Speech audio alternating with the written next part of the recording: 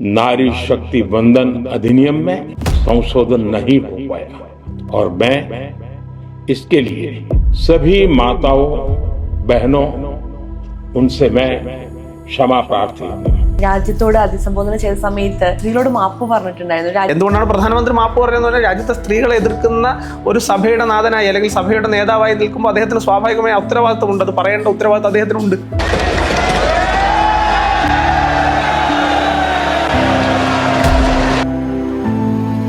ഇന്ത്യയിലെ ഇന്ത്യ സഖ്യവും കേരളത്തിലെ ഈ ഇന്ത്യ സഖ്യത്തിന് വേണ്ടിയിട്ട് കുഴലൂതുന്ന രണ്ട് പാർട്ടികളും നരേന്ദ്രമോദിയെ നേരിട്ട് ഓഫീസിൽ പോയി കണ്ട് എങ്ങനെയെങ്കിലും ഈ ബില്ല് തിരിച്ചു കൊണ്ടുവരണമെന്നും കാലിൽ പിടിക്കുന്ന ദിവസങ്ങളാണ് വരാൻ.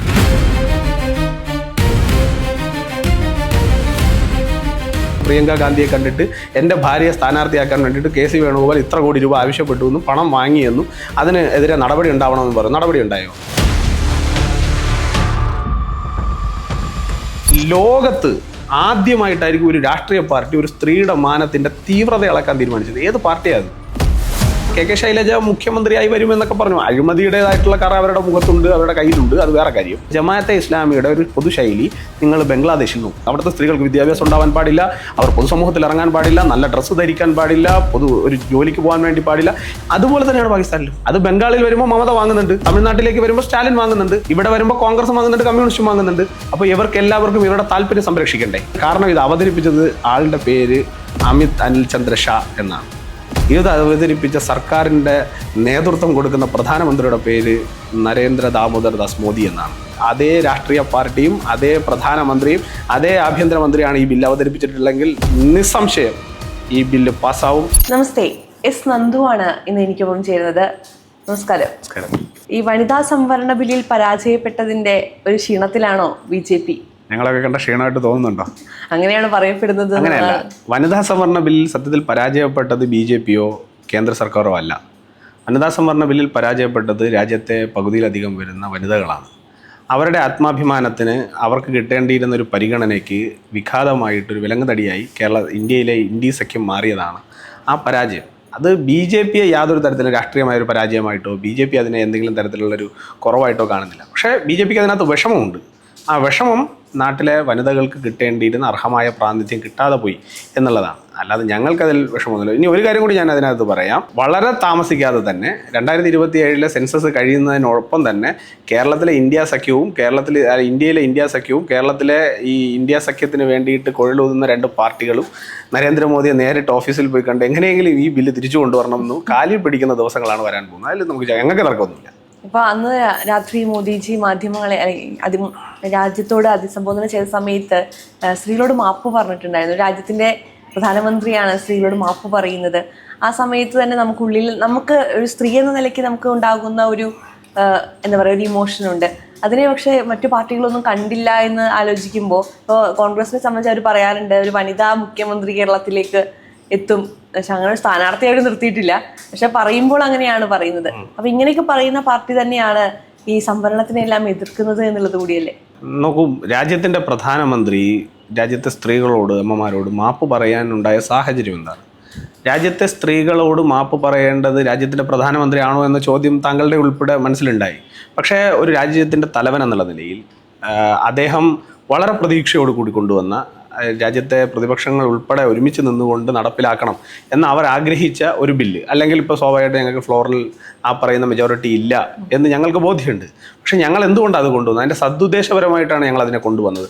അതായത് എക്സിസ്റ്റിംഗ് സീറ്റുകൾ നിലനിർത്തിക്കൊണ്ട്, അതായത് ഇപ്പോൾ നിലവിൽ ലോക്സഭയിലേക്ക് മത്സരിക്കുന്ന ഒരാളുടെ പോലും അവകാശങ്ങളെ നഷ്ടപ്പെടുത്താതെ എന്നാൽ സ്ത്രീകൾക്ക് കൂടുതലായി പരിഗണന കൊടുക്കുന്ന ഒരു ബില്ലിനെയാണ് കൊണ്ടുവന്നത്. അപ്പോൾ സ്വാഭാവികമായും ഇപ്പോൾ നിൽക്കുന്നവർക്കും ഭാവിയിൽ ഈ പറയുന്ന വനിതകൾക്ക് നല്ല പ്രാധാന്യം കിട്ടുന്ന രീതിയിലുള്ള ഒരു ബില്ല് കൊണ്ടുവരുമ്പോൾ ഞങ്ങളൊക്കെ പ്രതീക്ഷിക്കുന്നത്, എതിർപക്ഷത്താണെങ്കിൽ ഇപ്പം ഞങ്ങൾ എതിർപക്ഷത്താണെങ്കിൽ ഞങ്ങൾ ആഗ്രഹിക്കുന്നത് അത്തരമൊരു ബില്ല് രാജ്യത്തിൻ്റെ നന്മയ്ക്ക് നല്ലതല്ലേ. അപ്പം ആ ബിൽ വരുന്നത് എല്ലാവരും ഹോൾ ഹാർട്ടഡായിട്ട് സ്വാഗതം ചെയ്യും എന്നാണ് ഞങ്ങളുടെ പ്രതീക്ഷ. പക്ഷെ ഞങ്ങൾ പിന്നീടാണ് മനസ്സിലാക്കുന്നത് ഈ ബില്ലിനോടൊപ്പം ഇതിനകത്ത് ഇവർക്ക് വലിയ രീതിയിലുള്ളൊരു അസഹിഷ്ണുതയുണ്ട്. രാജ്യത്തെ സ്ത്രീകൾ ഒരു കാലഘട്ടത്തിൽ മുന്നോട്ടേക്ക് വരാൻ വേണ്ടി പാടില്ല. രാജ്യത്തെ സ്ത്രീകൾ എല്ലാ കാലത്തും വിറകുപുരകൾക്ക് അപ്പുറത്ത് നിൽക്കണം. രാജ്യത്തെ സ്ത്രീകൾ എല്ലാ കാലത്തും പുരുഷന്റെ അടിമയായി നിൽക്കണം എന്ന ഒരു പുരുഷാധിപത്യ മനസ്ഥിതിയുള്ള ചില ആളുകളാണ് ഇന്ന് ഈ പാർട്ടികളെ നയിക്കുന്നത്. അല്ല, അതിൽ വനിതകൾ എന്ന് പറഞ്ഞാൽ ഏത് വനിതകളാണെന്ന് കൂടി പരിശോധിക്കുക. അതായത് സ്വന്തം അച്ഛൻ്റെ ലേബലിൽ മാത്രം അല്ലെങ്കിൽ സ്വന്തം കുടുംബത്തിൻ്റെ ലേബലിൽ മാത്രം ഈ ലോക്സഭയിലേക്കും രാജ്യസഭയിലേക്കും ജയിച്ചു കയറാൻ സാധിച്ച വനിതകളാണ്. അല്ലാതെ താഴെത്തട്ടിൽ നിന്ന് പണിയെടുത്ത് കഷ്ടപ്പെട്ട് ബുദ്ധിമുട്ടി ഇപ്പോൾ കോൺഗ്രസിനകത്തുള്ള ചില വനിതാ നേതാക്കന്മാർ പറഞ്ഞിട്ടുണ്ട്, അതായത് പണവും ശരീരവും കൊടുത്താൽ മാത്രമാണ് ലോക്സഭാ സീറ്റ് ഉൾപ്പെടെയുള്ള സീറ്റ് കിട്ടാൻ സാധ്യതയുള്ളത്. അങ്ങനെ കഷ്ടപ്പെട്ട് വന്നവർ ഇതിനകത്തില്ല. അപ്പോൾ അവർക്ക് വേദന ഉണ്ടാവില്ല. അച്ഛൻ്റെ ലെഗസിയിലും അമ്മയുടെ ലെഗസിയിലും കുടുംബത്തിൻ്റെ ലെഗസിയിലും ഈ പറയുന്ന രാഷ്ട്രീയത്തിൻ്റെ വലിയ ഉന്നതമായ ശ്രേണികളിലേക്ക് വളർന്നു വന്നവർക്ക് അതിൻ്റെ ബുദ്ധിമുട്ടറിയില്ല. താഴെത്തട്ടിൽ നിന്ന് കഷ്ടപ്പെട്ട് പ്രവർത്തിച്ച് വരുന്ന സ്ത്രീകളുടെ ബുദ്ധിമുട്ട് അവർക്കറിയില്ല. അപ്പോൾ ആ ലെഗസിയിൽ വന്നവർക്ക് സ്വാഭാവികമായി ഇതിനെ എതിർക്കുന്നതിൽ തെറ്റൊന്നും കാണുന്നില്ല. പക്ഷേ ഈ രാജ്യത്തിൻ്റെ പൊതു സ്വഭാവം ഇവിടെ അമ്മയായി കാണുന്നത് പൂജിക്കപ്പെടേണ്ടത് നാരിയാണ് എന്ന് വിശ്വസിക്കുന്ന ഒരു രാഷ്ട്രത്തിൻ്റെതായ ഒരു സങ്കല്പമുണ്ട്. ആ സങ്കല്പത്തിൽ നിന്നുകൊണ്ടാണ് BJP പറഞ്ഞത് ഇവിടെ 33% വനിതകൾക്ക് സംവരണം ഉണ്ടാകണം. ആ സംവരണം ഉണ്ടാകുമ്പോൾ സ്വാഭാവികമായും അവർ അടുക്കളയിൽ നിന്ന് അരങ്ങത്തേക്ക് വരും. ആ അടുക്കളയിൽ നിന്ന് അവർ അരങ്ങത്തേക്ക് വരുമ്പോൾ സ്വാഭാവികമായി പ്രകടമായ പല മാറ്റങ്ങളും കാണാൻ സാധിക്കും. അതിപ്പോൾ നമ്മുടെ രാജ്യത്തിൻ്റെ ധനകാര്യ വകുപ്പ് മന്ത്രി ഒരു വനിത എന്നുള്ള നിലയിൽ അവർ ആ ധനകാര്യ വകുപ്പിനെ എങ്ങനെ മാനേജ് ചെയ്യുന്നു എന്നുള്ളത് കഴിഞ്ഞ 10 വർഷമായി രാജ്യത്തിൻ്റെ മുന്നിലുണ്ട്. അപ്പോൾ അവരെ പോലെ ഒരാൾക്ക് ഒരു വനിതകളാണ് അവർ എങ്ങനെ ഇത് കൈകാര്യം ചെയ്യും എന്നൊക്കെ ചിന്തിച്ചിരുന്നിടത്ത് നിന്ന് വളരെ എഫക്റ്റീവായി വളരെ വലിയ രാഷ്ട്രീയ പാരമ്പര്യമോ വലിയ അക്കാഡമിക്കൽ ഇൻട്രസ്റ്റുകളെ കുറിച്ച് ഒന്നും പറയാനില്ലാത്തപ്പോഴും അവർ നടത്തിയിട്ടുള്ളൊരു പ്രവർത്തനം രാജ്യത്തെ സാധാരണപ്പെട്ട കുടുംബങ്ങളിൽ ഉണ്ടാക്കിയിട്ടുള്ള വലിയ മാറ്റമുണ്ട്. ആ മാറ്റം രാജ്യത്താകമാനം എല്ലാ കാര്യങ്ങളിലും ഉണ്ടാവട്ടെ എന്നുള്ളതാണ് BJPയുടെ നിലപാട്. ആ നിലപാടിനെ എതിർക്കുക എന്ന് പറഞ്ഞാൽ രാജ്യത്തെ സ്ത്രീകളെ എതിർക്കുക എന്നുള്ളതാണ്. ഞങ്ങളുടെ എന്തുകൊണ്ടാണ് പ്രധാനമന്ത്രി മാപ്പ് പറയുന്നത് പറഞ്ഞാൽ രാജ്യത്തെ സ്ത്രീകളെ എതിർക്കുന്ന ഒരു സഭയുടെ നാഥനായി അല്ലെങ്കിൽ സഭയുടെ നേതാവായി നിൽക്കുമ്പോൾ അദ്ദേഹത്തിന് സ്വാഭാവികമായ ഉത്തരവാദിത്തമുണ്ട്. അത് പറയേണ്ട ഉത്തരവാദിത്തം അദ്ദേഹത്തിനുണ്ട്. അതുകൊണ്ടാണ് അദ്ദേഹം പറഞ്ഞത് അതിൽ നിങ്ങൾ വിഷമിക്കേണ്ട, അതിൽ വിഷമിക്കേണ്ട ചില ആളുകളുണ്ട്, അവർ വിഷമിക്കപ്പെടും. അതിന് രാജ്യത്തെ സ്ത്രീകൾ തന്നെ അവർക്ക് കൃത്യമായ മറുപടി, അത് ഏത് രീതിയിൽ അവർക്ക് കിട്ടേണ്ട മറുപടിയാണോ അതേ രീതിയിൽ അവർക്ക് കിട്ടും. ഇപ്പോൾ ഏതാണ്ട് എല്ലാവർക്കും ചങ്കിടിച്ച് തുടങ്ങിയിട്ടുണ്ട്. ഇപ്പൊ നിങ്ങൾ നോക്കൂ, പല ആളുകളുടെയും അന്ന് വളരെ ശക്തമായി എതിർത്ത പല ആളുകളുടെയും ഭാഷയിലും നടത്തത്തിലും അവരുടെ പ്രവൃത്തി, ഞങ്ങൾ അതിനെ അല്ല വനിതാ സംവരണത്തെ അല്ല എതിർത്തത്, പിന്നെ എന്തിനാണ് എതിർത്തത്? ആ ചോദ്യത്തിന് മറുപടിയില്ല. വനിതാ സംവരണത്തെ അല്ല നിങ്ങൾ എതിർത്തത് എങ്കിൽ എന്തിനാണ് എതിർത്തത്? അപ്പോൾ സ്വാഭാവികമായി സംഭവിക്കാൻ പോകുന്നത് ഇവർ ഇത്രയും കാലമായി നടത്തിയിട്ടുള്ള ഒരു ഇരട്ടത്താപ്പ് രാഷ്ട്രീയമുണ്ട്.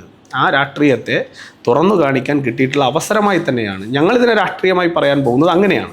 നിങ്ങൾ നോക്കൂ, കേരളത്തിൻ്റെ കോണ്ടക്സ്റ്റ് സംസാരിക്കാം. കേരളത്തിനകത്ത് കേരം തിങ്ങും കേരള നാട് KR ഗൗരി നയിക്കും മുദ്രാവാക്യം കേട്ടിട്ടില്ലേ? നിങ്ങൾ കേൾക്കാനും ഞാൻ കേൾക്കാനും ചിലപ്പോൾ സാധ്യതയില്ല. നമ്മളൊക്കെ ജനിക്കുന്ന മുന്നാണ്. അപ്പോൾ ആ മുദ്രാവാക്യം വിളിച്ച് മുഖ്യമന്ത്രി സ്ഥാനാർത്ഥിയായി ഇതാ ഒരു വനിതയെ പ്രതിഷ്ഠിക്കാൻ വേണ്ടിയിട്ട് വിപ്ലവകരമായ തീരുമാനം എടുക്കാൻ പോകുന്നു എന്ന് പറഞ്ഞ് കേരളത്തിലെ സാധാരണപ്പെട്ട വോട്ടർമാരെ കൊണ്ട് വോട്ട് ചെയ്യിപ്പിച്ച് വിജയിച്ചതിന് ശേഷം KR ഗൗരിയമ്മയെ അവരുടെ ജാതി പേര് വിളിച്ച് അധിക്ഷേപിച്ച് പാർട്ടിയിൽ നിന്ന് പുറത്താക്കി. ആരാണ് പുറത്താക്കിയത്? CPIM ആണ്. ഇവിടെ വിപ്ലവങ്ങളുടെ, നവോത്ഥാനങ്ങളുടെ, വനിതാ മതിലിൻ്റെ ഒക്കെ വിപ്ലവത്തിൻ്റെ സൃഷ്ടാക്കൾ ഞങ്ങളാണെന്ന് പറയുന്നവർ ഒരു സ്ത്രീക്ക് കിട്ടാമായിരുന്ന നല്ലൊരു പദവിയെ അവർ കഷ്ടപ്പെട്ടിട്ട്, അവരുടെ ത്യാഗമൊന്നും ഞങ്ങൾ ഇനി പറയണ്ടല്ലോ. അപ്പോൾ അത്തരത്തിലുള്ളൊരു സ്ത്രീയെ, ഒരു അമ്മയെ ചവിട്ടി ഇറക്കിപ്പെട്ടു എന്ന് പറഞ്ഞാൽ അവർക്ക് സ്ത്രീകളോടുള്ള പൊതു നിലപാട് എന്താ? ഇനി ഇന്ത്യയിൽ, ലോകത്ത് ആദ്യമായിട്ടായിരിക്കും ഒരു രാഷ്ട്രീയ പാർട്ടി ഒരു സ്ത്രീയുടെ മാനത്തിൻ്റെ തീവ്രത അളക്കാൻ തീരുമാനിച്ചത്. ഏത് പാർട്ടിയാണ്? ആ പാർട്ടിയുടെ പേര് communist party of India Marxist എന്നല്ലേ? ഇത് അവരുടെ രാഷ്ട്രീയം. ഇനി ഇപ്പുറത്തേക്ക് നിങ്ങൾ വരും. കോൺഗ്രസിൻ്റെ രാഷ്ട്രീയം എന്താ? കോൺഗ്രസിനകത്ത് വനിതകൾ അനുഭവിക്കുന്ന വിഷയങ്ങൾ. ഇപ്പോൾ കുറച്ച് ദിവസങ്ങൾക്ക് മുന്നാണ് ഹിമാചൽ പ്രദേശിൽ നിന്ന് ഒരാൾ ഇവിടെ വന്ന് പ്രിയങ്ക ഗാന്ധിയെ കണ്ടിട്ട് എൻ്റെ ഭാര്യയെ സ്ഥാനാർത്ഥിയാക്കാൻ വേണ്ടിയിട്ട് KC വേണുഗോപാൽ ഇത്ര കോടി രൂപ ആവശ്യപ്പെട്ടു എന്നും പണം വാങ്ങിയെന്നും അതിനെതിരെ നടപടി ഉണ്ടാവണമെന്നും പറഞ്ഞു. നടപടി ഉണ്ടായോ? ഇല്ല. എത്രയോ സ്ത്രീകൾ പൊതുസമൂഹത്തിൻ്റെ മുന്നിൽ വന്ന് പറഞ്ഞു, എൻ്റെ മാനത്തിന് വില പറഞ്ഞിട്ടാണ് എനിക്ക് സീറ്റ്, ഞാൻ അർഹതപ്പെട്ട സീറ്റ് ചോദിക്കുമ്പോൾ എൻ്റെ മാനത്തിന് കോൺഗ്രസിൻ്റെ നേതാക്കന്മാർ വില പറയുന്നു. എന്ത് നടപടി എടുത്തു ഈ പാർട്ടി? അപ്പോൾ ഇതാണ് ഈ പാർട്ടികളുടെ, രണ്ട് പാർട്ടികളുടെയും സ്ത്രീപക്ഷ മുഖം. അപ്പോൾ ഈ മുഖം ഇനി അതിനകത്ത് ഒരു കാര്യം കൂടി വേണമെങ്കിൽ നമുക്ക് കേരളത്തിൻ്റെ കോണ്ടക്സ്റ്റിൽ പറയാം. ഇതേ തീവ്രത അളന്ന പാർട്ടി സംരക്ഷിച്ചിട്ടുള്ള PK ശശി ഇന്ന് ആരുടെ ബാനറിലാണ് മത്സരിക്കുന്നത് കേരളത്തിൽ? അപ്പോൾ ഇവരുടെ രണ്ടുപേരുടെയും സ്ത്രീപക്ഷ നിലപാട്, രാഹുൽ മാങ്കൂട്ടത്തിൻ്റെ സ്ത്രീപക്ഷ നിലപാട്, പ്രക്ഷോഭം എന്ന് പറയുന്ന പാലക്കാട്ടെ കോൺഗ്രസിൻ്റെ കൗൺസിലറുടെ സ്ത്രീപക്ഷ നിലപാടൊക്കെ കേരളം ചർച്ച ചെയ്യുന്ന സമയമാണ്. അപ്പോൾ ഇവരുടെ സ്ത്രീപക്ഷ നിലപാട് ഒരു ആട്ടിൻതോലണിഞ്ഞ ചെന്നായിയുടെ നിലപാട് പോലെയാണ്. അതായത് അവർക്ക് സ്ത്രീകളോട് യാതൊരു തരത്തിലുള്ള പ്രതിബദ്ധതയുമില്ല. ആ പ്രതിബദ്ധതയില്ലായ്മ കൃത്യമായി ചൂണ്ടിക്കാണിക്കാൻ ഈ വനിതാ ബില്ലിൻ്റെ അവരുടെ റിജക്ഷനോടുകൂടി രാജ്യത്ത് നമുക്ക് സാധിച്ചു എന്നുള്ളതാണ് ഞങ്ങളുടെ പോയിന്റ്.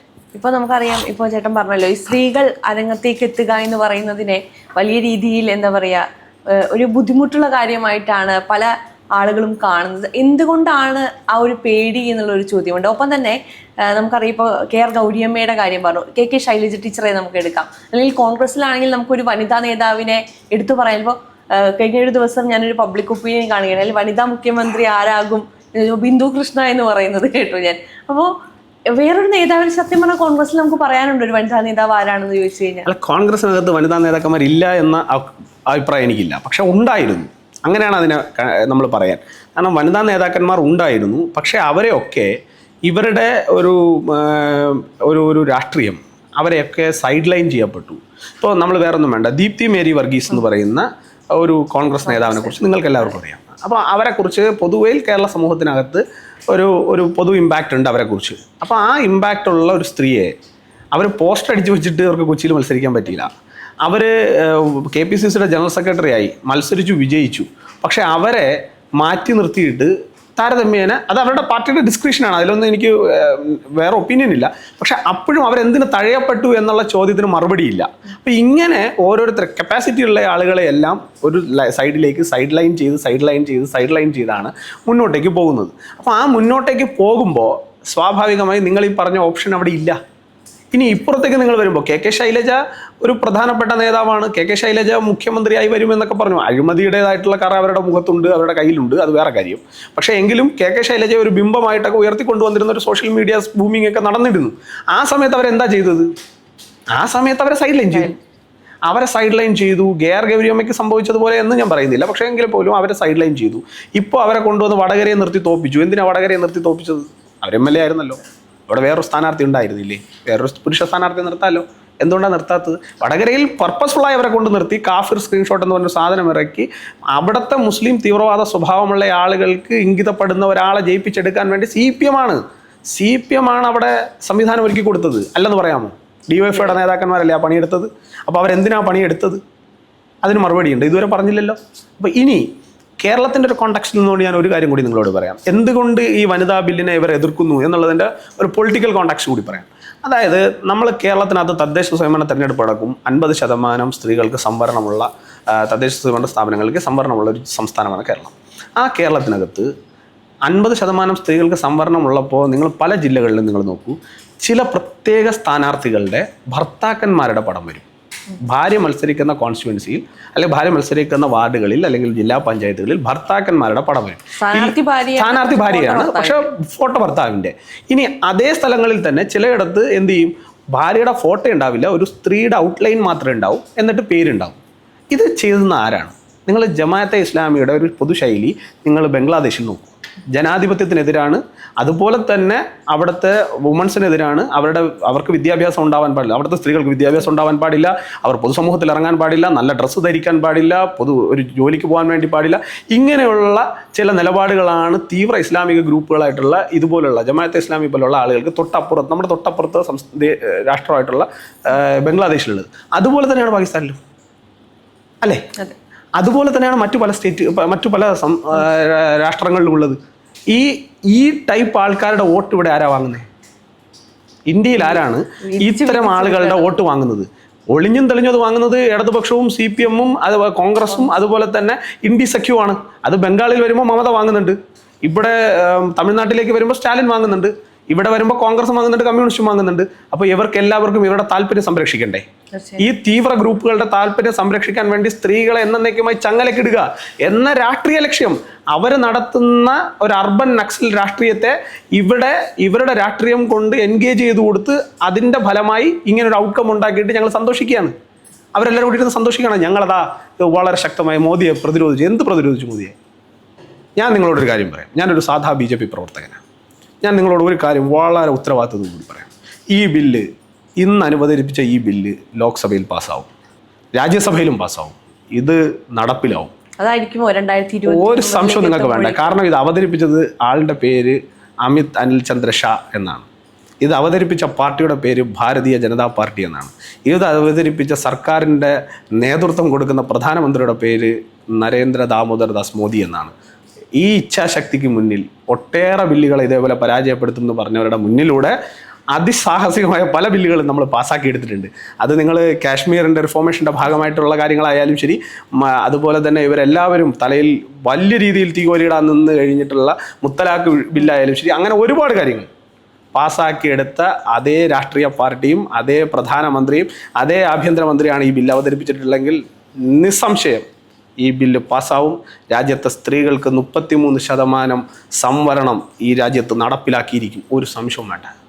എന്തായാലും അത് നടക്കട്ടെ എന്ന് തന്നെയാണ്. തീർച്ചയായിട്ടും നടക്കും. അത് നിങ്ങളുടെ ഉത്തരവാദിത്തമല്ല, ഞങ്ങളുടെ ഉത്തരവാദിത്തമാണ്.